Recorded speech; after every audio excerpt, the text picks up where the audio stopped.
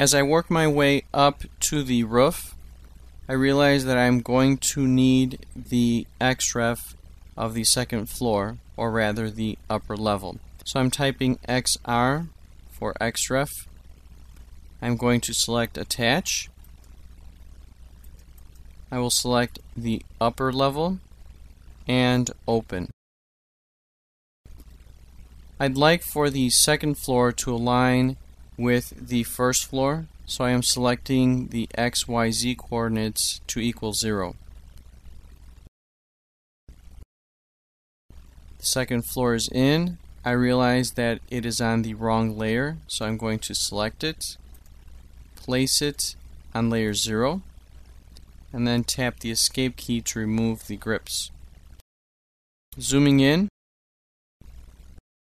looking at the south elevation here, I have a blue line that represents the top of first floor, and I have another blue line here that represents top of second floor.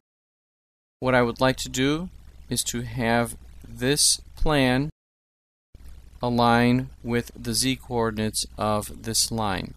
Here's how I will do it. Selecting Move, selecting the object, picking this point. I'm going to turn ortho off for just a moment. I'm going to use the Shift key. While I'm holding that down, I'm going to right click, and I'm going to use point filters. These are not used too often anymore, but they are very powerful, especially when creating 3D models. What I'd like to do is select the point Z. I'm going to click on that. The command line reads the Z of what? I'm going to place the cursor here so that AutoCAD can extract the Z coordinate of this point. Picking that. Immediately after picking that, the command line reads need XY. So I need to supply it with the XY coordinates. I'm going to use the keyboard and select the @ symbol.